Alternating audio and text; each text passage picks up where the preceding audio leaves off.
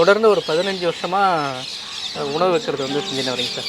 அப்படியே நீங்கள் பார்த்து நிகழ்ந்த ஏதாச்சும் சம்பவங்கள், பறவைகள் செய்யறதுடைய செய்கை இல்லை நிறைய வராங்கல்ல இங்கே? பறவைங்களுக்கு சாப்பாடு அளிக்கும் போது ஒரு ஒரு 5 மாதத்துக்கு முன்னாடி ஒரு குரங்கு ஒன்று வந்தது சார் நம்ம வீட்டுக்கு. அது என்ன ஆயிடுச்சுன்னா, இங்கே பறவைங்களுக்கு நான் சாப்பாடு அளிக்கிறதுக்கு பார்த்து இங்கே வந்து வேர்க்கலை அப்பின்னு போகும். குரங்கு? ஆமாம், குரங்கு ஒரு 5 மாதத்துக்கு முன்னாடி வந்தது.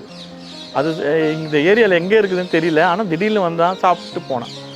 அதுக்கப்புறம் திடீர்னு ஒரு போன வாரம் என்ன பண்ணால் வந்து சாப்பிட்டு இருந்தான். நான் கிட்டே போய் பார்க்கும்போது அவன் கையில் ஏதோ குஞ்சுமா இருந்தது. நான் குரங்கு குஞ்சு தான் இருக்குன்னு சொல்லிட்டு நான் கிட்டே போய் பார்க்கும்போது அது ஒரு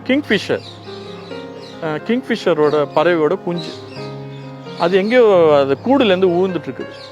அதை எத்துன்னு வந்து அவன் அந்த சாப்பாடு இங்கே பறவைங்களுக்கு நான் போகிறத பார்த்துட்டு பறவைன்னு சொல்லிட்டு அந்த பறவையோட பேபின்னு சொல்லிட்டு அவனை இட்டுன்னு வந்து அந்த குழந்தை இட்டுன்னு வந்து அவன் மென்று க்ரஷ் ஆக்கி அவன் வாயில் ஊட்டுறான் சார். அவன்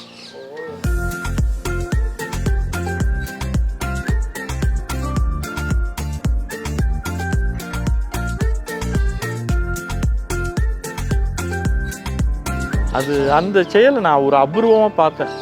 இது அந்த குரங்கு கிட்டேருந்து நம்ம கற்றுக்க வேண்டியது எவ்வளோ இருக்குது பாருங்களேன். ஒரு தாய்மை அந்த உயிரை காப்பாற்றணும்னு அந்த குரங்குக்கு தெரியுது.